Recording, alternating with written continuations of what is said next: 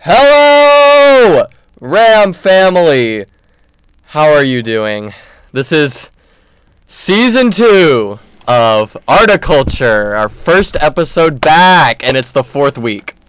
Sorry about the delay, but we have been getting our my schedule and everything, and I've been having little vacations here and there, so this is the first time that I'm back in the studio talking about some stuff you probably don't care about, but if you do care about it, hey, you've come to the right place. Today, we are talking about, I have in the producer booth, we have Brian over here. Hello. Brian will be giving his commentary whenever needed, but mostly I will just be yapping into the void, but if he has anything to add, any comments, criticisms, or any sort of whimsical musings, then he is free to add on. I'm keeping him in his cage, but he has freedom, right? Yes. Yeah. Yeah. I'm not doing, it's not, no hostility is being taken today. I'm here of my own free will. Yes, he wanted to do this. So anyway, today I decided that I wanted to talk about the King of the Hill reboot. Now, I know this is art and culture, and I think one of the most culturally relevant things is King of the Hill. They talk about commentaries on every aspect of modern culture, especially in the reboot, but if you had never seen the series before, it's basically this guy named Hank Hill and his son kind of are the through line of the series, and it's kind of the older generation and the younger generation meeting on mutual terms and exploring the wonderfully weird world that we live in and all of its idiosyncrasies. And it's one of my favorite shows that I've ever personally watched. Brian, do you have any comments on... Have you seen King of the Hill? I've seen a little bit of it. A little bit? Okay. It exists in a sphere of stuff I like. Yeah. And if you have not seen King of the Hill or the reboot, do yourself a favor and go do it right now. Or, watch some highlights. If you want to watch the reboot and don't want to be spoiled, this is not the place for you, because I'm going to talk thoroughly about the reboot and this new series and things that happen in the episodes. So if you don't want to be spoiled, this is not the episode for you.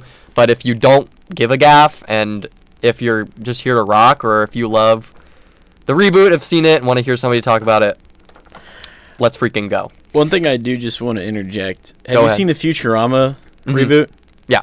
I loved that one. It's in the same realm. Yeah. Yeah, where it's really good and very faithful to the original series. Well, and both of these shows are of a similar time. Yes. And their reboots are of a similar time as well. Yeah. And the Futurama one, I liked almost as much as I liked the original series. Yeah. I'm not a super big Futurama fan, but I watched it a lot in high school, and I watched a little bit of the reboot, and I was like, it's not even a reboot, it's like a sequel. Yeah, they're like continuations almost. Yeah, King of the Hill's not a reboot, it's just like another season, basically, but in 2025. It's got a time skip, right? There's a time skip, yeah. Yeah.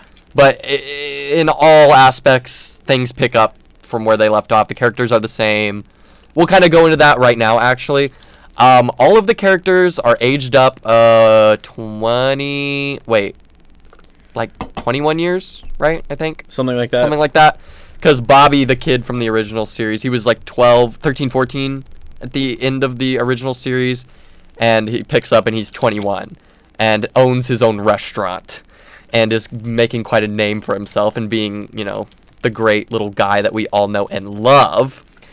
Hank and Peggy had gone to Saudi Arabia because they went to go work in Saudi Arabia to earn their nest egg in the propane business. The propane is booming over there. They worked at an army base, or like a company base in Saudi Arabia that was kind of like America, but it wasn't. And they worked there, got their nest egg, and now they've moved back to their hometown of Arlen, where they come back to see all their old friends, and they move back to their house that they originally were in the original series. And we see kind of where time has taken all of the residents of Arlen and Rainy Street as a whole. We see that Bill has become like a recluse and lives in his house, and he's like COVID like made him a recluse, and he was like fat and couldn't, and he was like only lived in his bed because Hank and Peggy were like the only people keeping him like alive, so he kind of devolved. Same, honestly. It's what happened to me during COVID. Yeah, but they got him back out of his shell in the first episode. It's kind of like a thing. Boomhauer is pretty much the same, except instead of being a like girl chasing ladies man, he's got like a permanent girlfriend and a kind of stepson who doesn't really come into focus in the series, but he's there. And then Dale and Nancy, their neighbors, are pretty much the same. Dale is still conspiratorial, still runs a extermination business. Although he did run for mayor and won, and was mayor of Arlen for like 3 days, and then got deposed because he was a maniac. Obviously, yeah. As is his character. And Nancy is pretty much the same. I think she moved on from... I don't think she works at the Weather anymore. She's not a Weather girl anymore, but she has her own online series with John Redcorn, who was her adulterous, like, love interest that she had her son with. Nancy and Dale's son is illegitimate, and it's Joseph. And everyone can tell, but Dale's the only one who doesn't know, even though he's super conspiratorial. That's kind of the whole joke of the whole show, you know. And Nancy had an affair with him for 14 years. At that point, it's not really an affair. It's not really an affair. It's just actively not being with your husband. Yeah. But in, like, season 4, I think it is, she's like, oh, I've been doing wrong. I need to go back to Dale.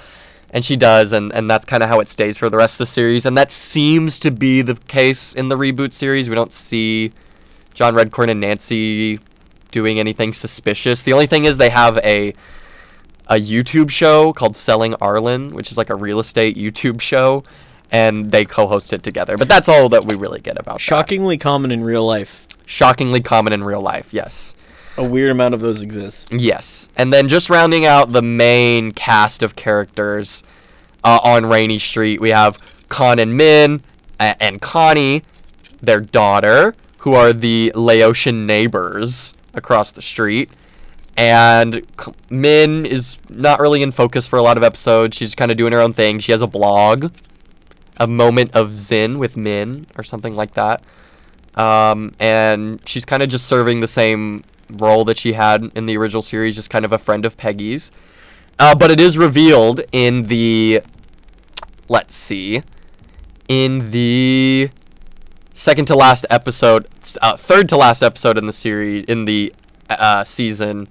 Conscious uncoupling, that Con and Min got divorced and have been lying about being married for 2 years. Huh. Don't we all know one like that? Anyway, that's kind of just the characters explained, where they are now, and where they are in the rest of the season. Now, one of the things that they don't explain is where is Luann and Lucky, because unfortunately the voice actors for both of them passed away in between the times of the recordings of each season, and they don't bring it up at all. They don't bring it up at all. There's no mention of Luann and Lucky. They don't talk about it. I don't remember there being any sort of mention. So they're just kind of not in it. I would hope that there's going to be another season, a season 15, and I would hope that would kind of have some reference. I don't know. I think with series like this, you do run up on a problem of, do we recast this voice actor? Right. I know that's something... certain shows have done that have been running for like 20, 30 years. Certain shows have done. And actually, that's a great next point that I'm going to get into. There is a couple recastings in the series. Dale, his voice actor recorded, I think, about like 3 or 4 episodes before he unfortunately passed away. Johnny Hartwick, amazing voice actor. Loved him in the original series. Passed away before recording all of the voices. And then some of the last episodes, it was Tom someone. What's his name? It was I don't know, whatever. He's a voice actor on the show. Toby Huss voices him through the rest of the series. And weirdly, for the first few episodes that it is Johnny Hartwick voicing Dale, he sounds odd. He sounds not like Dale, and I guess he just really didn't have the voice anymore, or something was going on. I guess he was sick. It just really didn't sound right. Mm-hmm. And then once Toby Huss steps back into it, it actually gets better, and he starts to sound like more like Dale from the original series, which I thought was interesting. That the original voice actor, like, not being there in the role anymore kind of made the role better. Toby Huss did a better job, maybe just a different job, but he sounded much more like the Dale that we're all used to. Well, looking into it, Huss had been voice acting for King of the Hill. Oh yeah, he's a mainstay on the show. Yeah, he'd been a bunch of other characters. Yes, he's kind of one of the like main people in King of the Hill. He also, another voice recasting that went on, he voiced Khan in the original series. Now, Toby Huss, if you can't tell by his name, is a white guy. Extremely white. And Khan Supanusinphone is not a white guy. He is a Laotian man. And Connie, their daughter, the Supanusinphone's daughter, Connie and Min were both voiced by the same actress, and she was of some Asian descent, I know. So their voice actress is the same. But Toby Huss has been replaced by Asian comedian. What's his name? You got it? Oh yeah, I can see his face. Yeah. It's on the tip. Yeah, I can see his face. Yeah.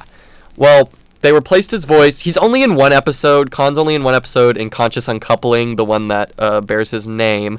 Ronnie Chang. Yeah. And I'm sorry, Ronnie Chang. You're a great guy. You're really funny. The voice is not good for Khan. He sounds way younger than he did in the first season, and it kind of like breaks the illusion of it being an older character because he just sounds younger. Well, something I also want to interject with, Ronnie Chang's like 30 or 40 years younger than Huss. Yeah. And then Khan in the series is supposed to be like 50, 55, 60 almost, as all the other adult characters are. So it's kind of like it causes a weird thing, and I hope they, I don't know, have him do a better voice for it later down the line, or get another guy. I don't really know the answer to this, or maybe they just keep it and we just have to get used to it. But that's kind of all of the voice acting things. Oh, and then at the end, the man who voices John Redcorn, Jonathan Joss, unfortunately passed away. Yeah. But he did record all of his lines for John Redcorn in the last episode. I believe the last episode has like a little in memoriam. It has an in memoriam for him, yeah. Which was really nice and sweet and everything. Well, it's something I think King of the Hill did a very good job of, at least with John Redcorn, was going out of the way to cast a Native American voice actor. Yeah, they had 2 voice actors for him, and they were both Native American. They did good for it. It's really crazy because King of the Hill is a great show. It has great like diversity of characters without being super like, we have diverse characters. It's kind of one of my main talking points here, is that Hank and his family are conservative. Yeah. They are conservative. They're a conservative family in Texas, voted for Ronald Reagan, voted for Bush, and even in the sequel, in this season, they talk about how he had to lie about voting for Barack Obama when he's talking to somebody. And I love that they kept that he is a conservative. Yeah. But the fun and the thing that I really appreciate about this show is that they are just kind of respectable, middle-of-the-road people who don't really jump on a bandwagon of being super conservative or super liberal or whatever. They're kind of just existing in their lives. They have their stances. Hank has his stances, but he calls things out when they get out of line and not in his principles. And like Hank Hill's like fundamentally like a good, nice person. Yeah, he's a good, nice person with strict principles and values. He does not like new things, but once new things are explained to him and he gets it and relates to it on a level that is like personal to him, he usually comes around and understands it and is like, oh yeah, I understand. And that's completely carried over to this season, which is a really great thing for the times that we live in. I was kind of worried that, were they going to get like, there's a comment in the pilot episode that he's like, are we gender neutral? There's gender neutral bathrooms and blah blah blah. But they redeem it at the very end of that episode where they're buying Girl Scout cookies, and he's like, I like the Samoan cookies, and the little Girl Scout girl is like, oh, we don't call them Samoans anymore because that's insulting to the Pacific Islander population. And he goes, oh, that's probably a good change. Yeah. Like, he's like respectable. He's a normal guy. He's not gonna be like dog whistled or anything, I feel. And that center is seen throughout the season, and I really love that about it. The writing is really great. It's really the first 2 episodes are weird. Are not my favorite. They're probably my least favorite of the series of the season. But the writing is super consistent with the old show. Going into the new season, it feels like, oh, I'm just watching another episode of King of the Hill. I believe it's the same showrunners, right? It's the same showrunners, a lot of the same writers. I know they have some new ones, but the bones are the same. That's why I think it's so good, is because they didn't really reinvent the wheel with it. They just pushed it into the future and are going to talk about things that are a little more modern, as King of the Hill has always done. It's always been an inherently kind of political, social commentary type of show. And that is not changed. It's not heightened. It's not reduced. It is pretty much solid into the new season. And I really, really loved it. And one of the examples of it that I think is, like, great is the episode No Hank Left Behind, the second to last episode of the season, where Hank and his brother, his younger brother, because in the original series, his dad had a child with his 40-year-old wife, like a newborn baby, and his dad was like 60 and had no shins and everything. And he names his baby Good Hank because Hank is bad Hank because he doesn't like Hank. So they just call him GH, and he's a baby in the show. We see his whole process of birth and everything. But he makes an appearance in this series in No Hank Left Behind, where he's kind of like a traditional teenager. He's got his head in his phone, and he's kind of getting drawn into the like hyper masculine what is that, like the hyper masculine, like the Andrew Tate of it all, the like, oh, you want to be a man and it's because women aren't treating you right and stuff like that. And Good Hank's getting sucked into all this, wants to go to this boot camp that is promoting all of these things. And Hank joins him to kind of bond with his brother more. And what I loved was that after hearing all of these men complain about women and kind of blame them for all of their downfalls, Hank is the one to step up and be like, y'all are crazy. I am the only one in this room who has a wife still. So I should say that you should respect all of the women around you and not blame them for your faults, because your faults are probably your own and not anything having to do with the outside world. And you're kind of echo chambering yourself into this little self-pity circle. And that is triggered by a super cool scene where you have a flashback to Hank as a like preteen, like he's preteen playing football. Cotton's driving him home. Cotton, his dad, is driving him home and being like, oh, you play just like your mother, like, oh, you got them weak ankles from her, and just insulting him. And you see Hank like crying, like he's crying, and he's like, I don't know why you talk about my mom like that, like she's better than you could ever be. In his mind, he doesn't say this, but he says this posthumously. And I think that's just amazing, because in the first series, there's little hints of that. There's an episode, 9 Angry Men is the title of the episode. I think it's in the second or third season. And we see Hank defending his mom after Cotton's been just bashing her, like this whole board meeting that they're having. He stands up for his mother, as we can see that Cotton was never a really good husband, was never a good father. He was very just condescending and hateful.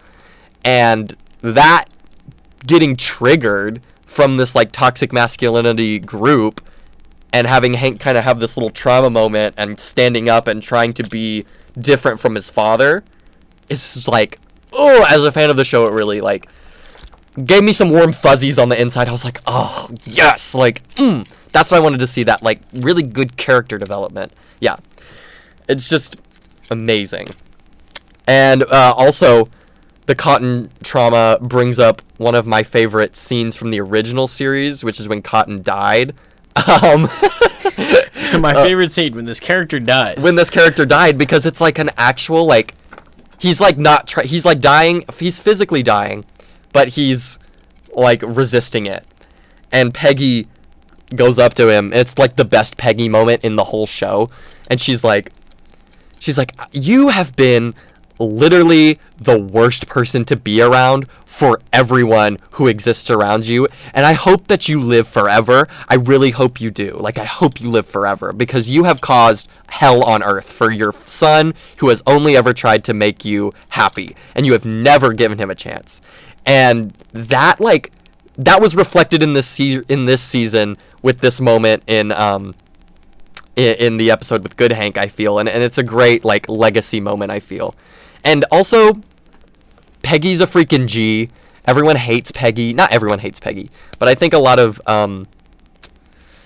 fans of King of the Hill don't like Peggy because she's very opinionated, very egotistical, and very naive at the same time. Like, she's very naive of her own knowledge, but is also very, like, hyper confident about it as well, which makes for a hilarious character and also, like, very insufferable at the same time.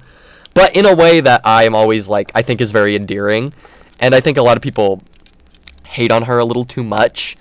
Because if we were going to say, like, all of the characters were real, then all of them have done bad things and are Absolutely. bad people. Especially, like, Dale. Like, the fan community loves Dale, but they love to, like dunk on Peggy. And it's like, bruh, like, just get over it. It's a TV show. And she's just a great character. And I think in this series, in this season, her writing is on. She's like one of the characters from the get-go. Her writing is perfect. Like, the jokes. There's one joke she makes in the first pilot episode that Hank gives the Uber driver, the in-universe equivalent of an Uber driver. He gives him 4 stars because he's like, oh, it's something for you to improve on. Not understanding that the 5 stars is like kind of just like customary for their ratings and stuff. 4 stars doesn't really do anything. And then he says 5 should be rare in this world. And Peggy says, don't I know it? I've been called a 5 my whole life. And I'm prideful in that. And it's just this, like, it's like perfect Peggy moment. And she has a really good standout episode, which is, it's called, which one is it? It might be Chore Money, Chore Problems, I think it is. Where she sets up a book, like a neighborhood library type of thing, because she sees her community is, like, very hostile to each other and very suspicious of each other, kind of in, like, we're in, like, a security state, everyone's watching everybody, and she wants people to come outside and, like, have community. And this is all well and good, it succeeds, and then she gets, like, bed bugs in the books that she thrifted, and so everyone gets bed bugs and starts blaming everyone in their community for giving them bed bugs, and it creates, like, a whole, everyone wants to beat each other up. And the only solution for them is to have a book burning to get rid of the bed bugs. And I think that was probably one of the funniest images in the reboot season, is like all of them kind of having this happy moment of getting back together and having this communal moment, but it's a book burning. And one of the books they're burning is like 1984, and it's really funny. And at the end of the episode, it's like a Facebook post that says, "Stupid hillbillies have book burning party," and it's just like, bruh, it's hilarious, and it's a great commentary on the kind of hyper online world we live in, how things are being construed out of context, but also how community is really important. And I think she's always been a very community driven person, and I loved to see that reflected in her episode that she was in. Let's see, Bobby and Joseph live together in an apartment as they're going to college, or Joseph's going to college and Bobby is a chef at his own restaurant, Robota Chain, a German and Japanese fusion restaurant, which is really funny because his grandfather fought in World War II against the Japanese and the Germans. So that's just a kind of like really ironic, I think.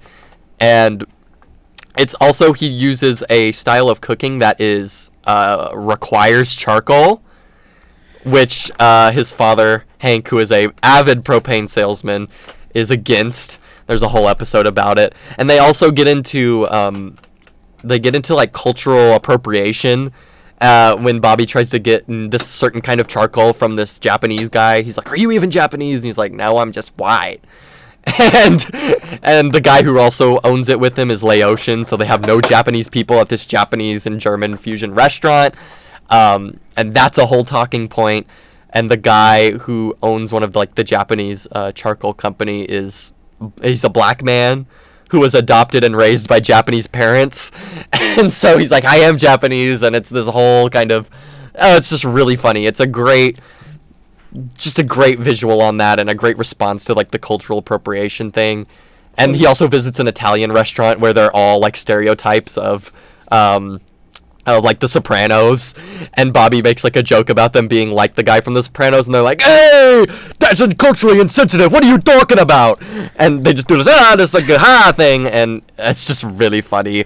Well, that's been like a strength of King of the Hill for Yeah. a long time. They've been able to talk about stuff like this and have it be funny and also not be insensitive. No, it's not insensitive, it's not pandering, it's like the perfect middle balance of like what you would want in that sort of commentary. Like you get the message, but it's never too like real or too like, oh, this feels too 2020. Like it feels very just, this feels like a natural thing that would happen. And in the end, I think even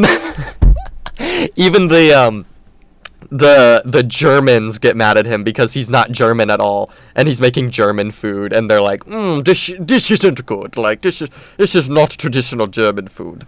And he gets into all that, but he kind of redeems himself by it being a fusion restaurant, that he's been inspired by all these things, and it's more Bobby's cooking than it is Japanese or German. It's kind of just a combination of that he came up with, which I think is really wholesome, and it really goes into the whole theme of King of the Hill and how he always was the thing that brought him joy and connected him with his family was food. So him becoming a chef is like very apt, I feel. Also, Bobby and Hank grow together over this series. They become very close. I mean, they have this little tiff about beer, about them making beer, and how one is like old style and one's like new style, but through that they kind of learn how each other's strengths kind of help them out. And also in the episode with the Cowboys, there's a Cowboys episode where they go to the Cowboys training camp, and Bobby's like, "Oh, how do I tell my dad I love him without telling him I love him?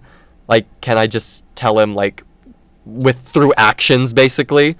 Which is very funny because that's exactly how his father is. He's very he doesn't like any of that confrontational love stuff. So he's like, how can I show him?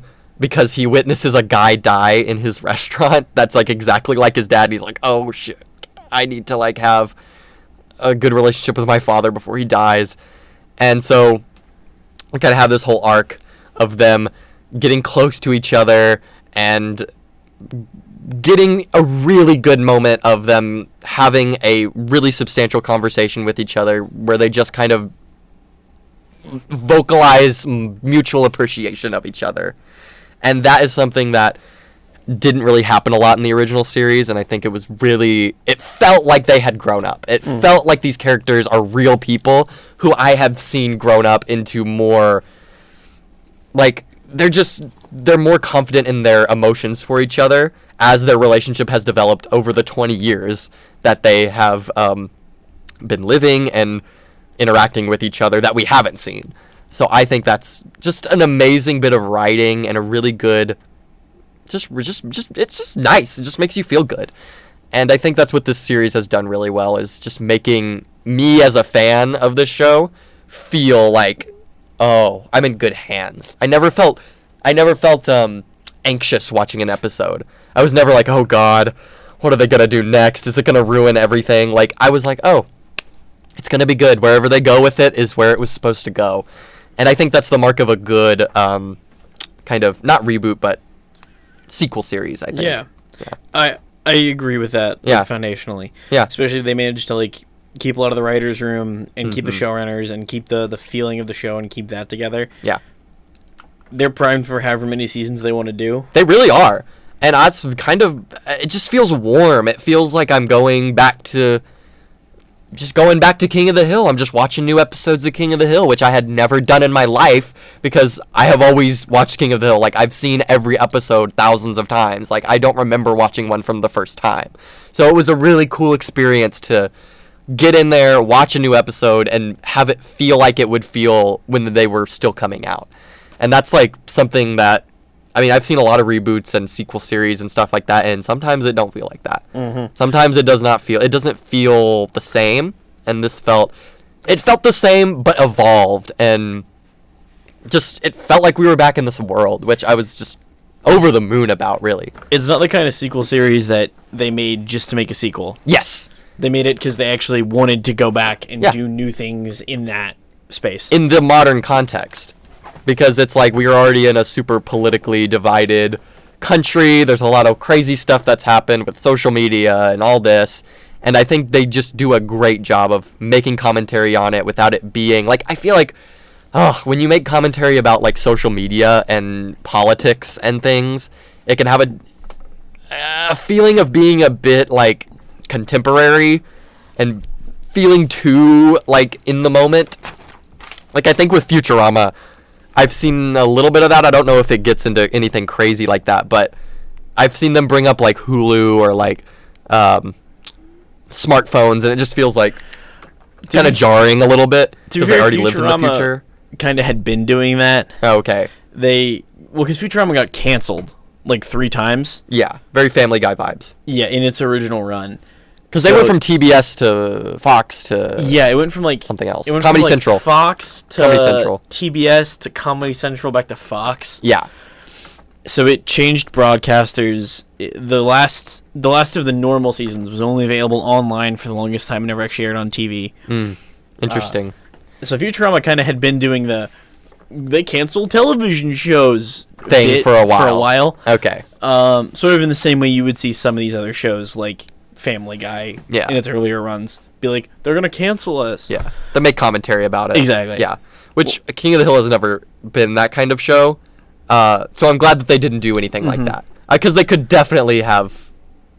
They could have made some sort of silly thing, and it just would have felt out of place, but that's not the show that King of the Hill was. It's very, like... It's not as irreverent as Family Guy and Futurama. It's a lot more grounded. King of the Hill has always taken itself a little bit more seriously. It's more serious and more just like, this is a world. This is almost basically parallel of real life, and these are these people's lives. They get up to hijinks, and that's the show. Like, it's still a comedy, but it's like a very grounded comedy. It's grounded, yeah, and they kept that 100% in the series and it's a very like tightrope tone to walk that they do in the original series. I bet it's really hard to get it right, and they got it completely right this time. I feel, except for the first 2 episodes were a little... Well, but I feel like very few animated series, either coming back from a long hiatus or starting, a lot of them, it takes a few episodes to get good. It definitely did with this one. The first 2 were like... I feel it about like entire seasons of shows I really, really love. Oh, I feel that about King of the Hill. If you go back to... I mean, this is just my area of expertise. Of course, I know some other animated shows like that, but the first season of King of the Hill, they're still getting the vibes of their characters. Yeah, like they don't know who the characters are. Yeah, the characters will do something in the first season, and if you have watched the series before and you're going back and rewatching the first season, and I love the first season because it has its own vibe, but there's things that Hank will do, that Peggy will do, that Bobby will do, that you're like, this is not really in their character. Like, that I don't feel like they would actually do this. But that's because they were just trying out the characters, having them, writing them, getting the feel of what worked and what didn't. And, I mean, from this, you kind of got back into the swing of things, but it really wasn't the character writing for season 14. It was more the place and the modernity of it all kind of had to be, like, introduced back into the show because they moved to Saudi Arabia and they moved back. So that's kind of the jumping off point for them being reintroduced to American contemporary culture. Well, and I think that was always going to be a little tough. Yeah, definitely. That's the thing that all these shows, if you can have like a repilot that isn't completely unwatchable, it's sort of a sign you know what you're doing. Yeah. And it's not unwatchable. It's good. But when you're a fan of it, you get to be very like nitpicky and stuff. But it still was rocky, and it's hard, and that's because they had a lot to do. Well, one of my favorite live action comedies had to do a repilot like 3 times. Community. Oh yes, Community. Yeah. Got canceled after season 3. Brought back a different showrunner. Repilot season 4. Season 4 is complete trash. Right. Still better than some shows, but not very good. And then season 5, they have to do it again. Right. And if you can like nail that reinsertion into the world, you can nail It's hard. Seasons. It's really hard. It's very difficult. Writing television is very hard. It's very hard. And rewriting television that's been off for years and then going back into this universe is like, it's got to be like a kind of a, ooh, okay, you're getting your sea legs back after you haven't like ridden a bike in a while. Like you're like, okay, we're getting back into this groove of things. Well, I feel like something a lot of directors who can successfully come back and writers who can successfully come back into the worlds, they have a very strong creative vision. They like know exactly what they want, and they're very good at getting their actors and their animators to produce that. Yeah, and I think a really good example of that in this season is what they did with Bill in one of the episodes. It was Peggy's Fade Out, which is the title of the episode that Bill is most prominent in, and what they did to Bill made me laugh so hard, and it also made me go, this is the most Bill thing I have ever seen. And it was astonishing to see that from some sort of sequel series where I was like, oh, maybe they'll like make him a better person or make him happy, give him a happy ending or something, because he's always been kind of a depressing character. But what they do, before he went into his like COVID hibernation, he had gotten a job at this black barber shop where he made a lot of friends, and that the other guys didn't know about. And he pretended that Peggy was his wife and had photoshopped pictures of them together with Peggy's head on Bill, because Bill's always had a crush on Peggy, and had lied that everything that happened to Bill in the original seasons was Hank. So he was like, oh, my friend Hank, he's fat and depressed and has trouble with women and was divorced, which is all things about Bill. He kind of put onto Hank, and then he's like, oh, Hank, do you want to come meet my friends? And then when he comes and meets them, they're all like, oh, he's not fat at all. He's not as fat as you. He's not as depressed as we thought. And Hank's like, oh, you've been telling them that everything that happened to you happened to me. And then he sees like his shrine to Peggy on his like barbershop wall. And I'm like, this is the most, like, I'm not surprised that Bill did this, because this is, if you watch the original season, this is the most Bill thing he could ever do. Like, it's just like, oh, he's at it again, and it was, like, gripping to me. It was very, like, I was shocked by it, because I was totally thinking they were going to have him, oh, he's got friends, he's got a new community, and he's kind of trying to be in this new community and lie about it. Or not lie about it, he was supposed to just have more friends outside of the Rainy Street gang. I thought that's kind of where the story was going, and they were going to get jealous of Bill and everything. But no, it's just like Bill has done every time before at the Hottie's salon, where he pretended to be gay to get a job. I think he also pretended to, there was another one. Oh, he pretended to like be really into barbecue or something like that. He's done this before. This is tractful pattern for this man, and it's done to like an extreme level. And I think that was just so illustrative of the like power that these writers had to keep their characters consistent, because you're like, oh my god, of course. When I saw that shrine to Peggy and in photoshopped pictures of him and her on vacation, I'm just like, oh god, Bill. Oh, Bill. Oh no, like I was just like, ugh. Yeah. That's fitting. That's so fitting, and it was hilarious. So it's just so cool that they could get their characters to kind of go a way that you would expect them to go, but in a way that I didn't expect, which was fun. And nothing was really predicted. It is impressive that they're able to like do something that is in the like something this character would do, but something that you would never expect to have actually happened. Yes, and that is so hard to do. It's very difficult. Very hard to do, to keep your characters such as you know what they would do in a situation, like they were your own friends, or like they were people you knew, where you're like, oh, I know how he's going to act in this situation. But then you don't know exactly how, but you know when it happens, you're like, oh, typical. Yeah. It's kind of that, and it's just... You could look at something, you go, oh yeah, he did that. Yeah, it's just on full display. And one of the last things I would like to talk about is Connie and Bobby's relationship. They originally had a romance in the first series as they were like preteens, just dating, stuff like that. Bobby would like sneak into her house. They would go and do all these things. They had this whole arc. And in the episode titled, I think it is maybe Bobby Gets Grilled. I think it's later in the season. Later in the season. Is it Chore Money, Chore Problems? I think it's Chore Money, Chore Problems, actually. Maybe. I'm going to say it's that one. Bobby and Connie have this moment in this bar. Connie's trying to hook him up with her roommate or whatever.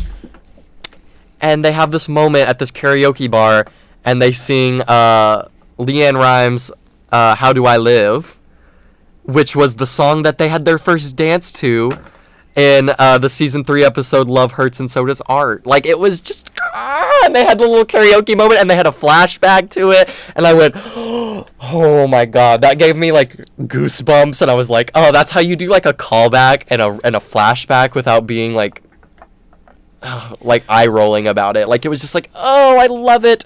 And their relationship evolves over the whole season. They're originally not together because she's dating Chain Wasana Song, and they're in an open relationship. Interesting. Non-monogamous monogamy or something like that. She has like a non-monogamy. She has like an acronym for it.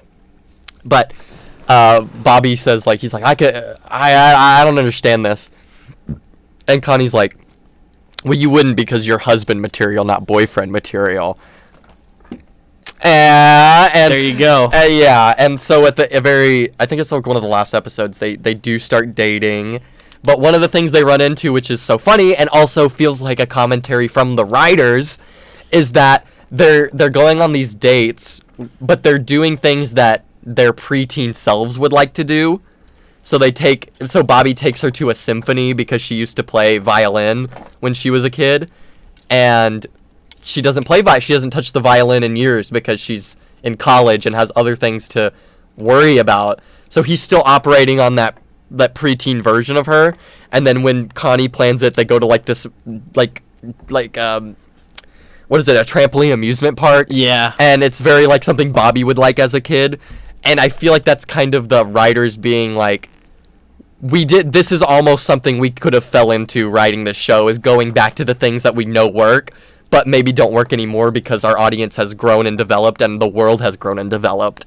And they kind of realize that. It's like one of the last episodes of the series and of the season. And I think that was just like it's a really great character development for Connie and Bobby, but also it's really great meta commentary from the writers I feel like it's them talking about how they wrote the show. And that episode is the last episode. It is. And the other plot line is involved with Hank's old boss, right? Yes! Oh, the Buck Strickland. Yeah, Buck Strickland. I was so glad to see him. Yeah. And John Redcorn's like trying to pitch I actually think that last episode is perfect because it doesn't feel like a last episode. It's open to, it just feels like the end of a season. It's big, but it's not too big. And it's really just some things that the characters would get up to, but that wouldn't have like the utilities to get up to in the 90s or in the early 2000s. Like, it's them doing modern things. It's them betting on, stocks and making businesses and selling things. And then you have the kids trying to figure out their like dating situation. And it just kind of, it felt like they stuck the landing for it, I think.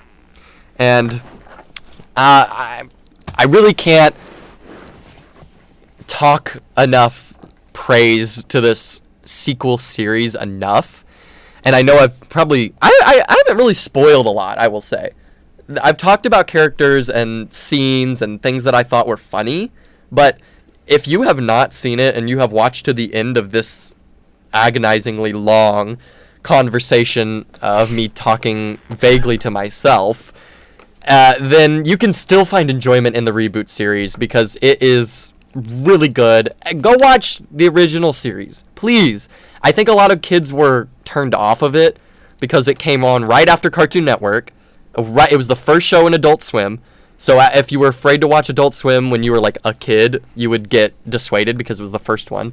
But also, I think a lot of kids thought it was boring, and I could see how it could be boring to a child because the animation's not super vibrant. You compare it to other stuff that was on Adult Swim. Yeah, in like Family that Guy. run, and it's not as visually, like it's not as much visually. Yeah, it's not as visually crazy as some of the stuff on Family Guy or on Adult Swim, and it's not as like vulgar as a lot of other shows. Well, and it's also in a different.